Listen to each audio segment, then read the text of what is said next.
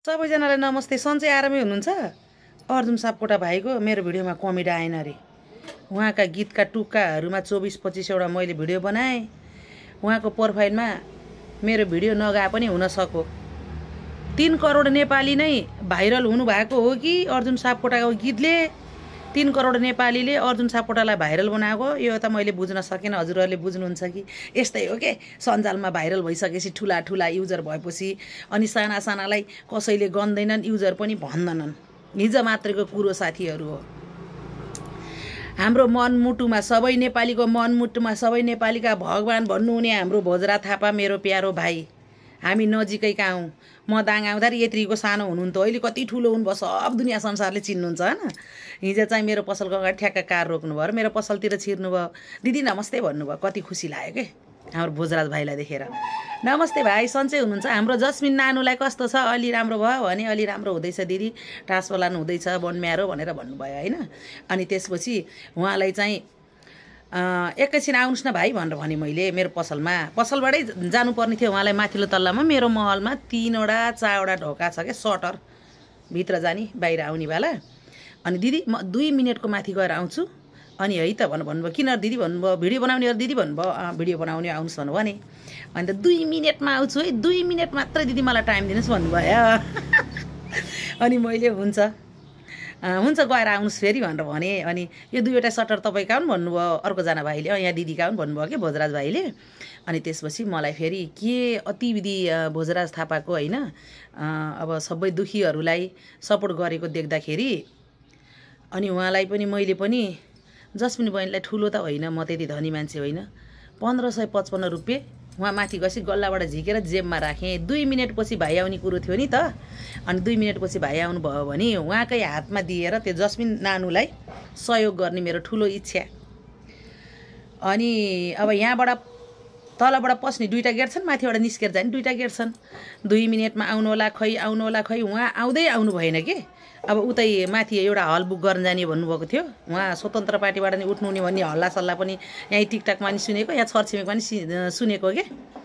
नजिकैका छौँ नि त हामीहरू। अनि त्यसपछि उहाँको दिदी आउनुभयो। यहाँ उहाँको रमा कान्छी दिदी अनि गङ्गा दिदी मेरो नियमित कस्टमर हुनुहुन्छ। उहाँको कपडा थियो। भर्खरै भोजराज भाइ आउनुभएको थियो, 2 मिनटमा आउँछु भनेर जानुभएको, 1 घन्टै भइसक्यो माथि हराउनु भयो क्या भनेर भने।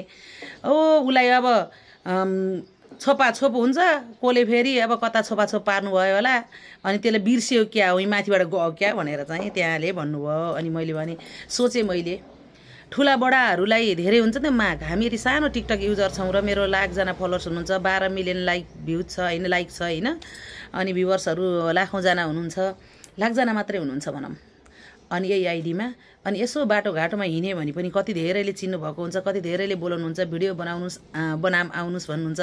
अनि कसैले तपाईँलाई त टिकटकमा देख्दा त तपाईँ त धेरै नराम्री हो, टिकटकमा रियलमा हेर त कति राम्री हुनुहुँदैछ भन्नुभयो। हिजो एकजना मरोभन्दा धेरै इज्जतको हुन्थ्यो। हो कि चाहिँ लायो। अनि टिकटकमा अलि राम्री देखिनँ मैले, रियलमा चट्ट परेको हाइट शरीर तपाईँ त बसमै राम्री हुनुहुँदैछ रियलमा भन्नुभयो क्या। जिसी दुर्गा होइन र हो भने त म त होइन जस्तो लागेर ऐनै पनि हेरेर फर्केर गएँ, फेरि चित्त नदिएर आम भन्नुहुन्थ्यो हेर्न। त्यस्तो हुन्छ भनेपछि उहाँहरूलाई पनि त्यस्तै छोपाछोप तानातान भएर मसम्म आउन सक्नु भएन होला। त्यो 1555 रुपियाँ मेरो जेबमा छ। जस्मिन सानो छोरीलाई यति भनी सहयोग हुन्छ भनेर मैले चाहिँ भोजरा थापा भाइकै हातमा हालिदिउँला भनी थिएँ। भोजरा थापा भाइ नै पिलित्त कता पित्लिनु भयो। हिजो 2 मिनट भनेर जानुभएको, आज 2 दिन भयो आउनु भएको छैन। हिजो साँझको कुरा पनि आज बिहान भइसक्यो भनेपछि सञ्जालमा छाउनु भएकोहरूलाई फुर्सद हुँदैन के।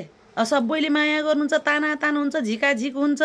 अनि हामीलाई चाहिँ अब अर्जुन सापकोटाको भिडियो बनाएर भाइरल हुँला भन्नुहुन्छ छैन। सानोतिनो भने आफै कन्टेन्ट बनाएर भिडियो बनाउने मान्छे आफू। म आफ्नै दुनियाँमा मस्त छु, व्यस्त छु। अनि गीत मन परेर भिडियो बनाउने हो।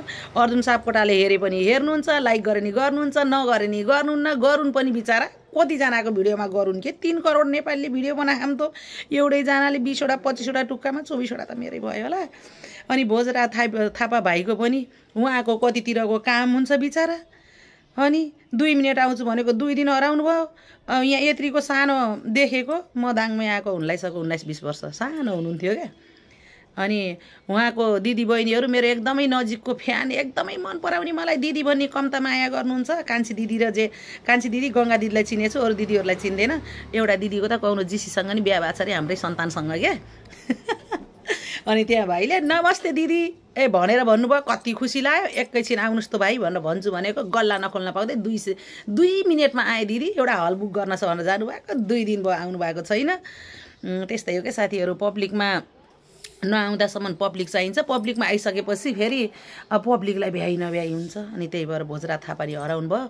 त्योभन्दा जाति त बरु 5वटा सुट देखायो भने मेरो टिकटक साथीहरूले 2वटा 3वटा सुट त किनिदिनुहुन्छ। यता दाम पनि कमाउन पाइने, उता सबको माया नि पाइने, यता टिकटकमा नि भाइरल हुने। मेरो त दुनियाँ छुट्टै छ। मलाई चाहिँ उहाँहरू भाइरल मान्छेहरूलाई जोडेर भिडियो बनाएर भाइरल हुनु पनि छैन गाइजहरू। त्यही भन्न गएँ। यति बेर भिडियो बनाउँदा उहाँ कति काम हुन्थ्यो मेरो। हिजो टिकटक बनाएर सुट बेचेका काट्न छ।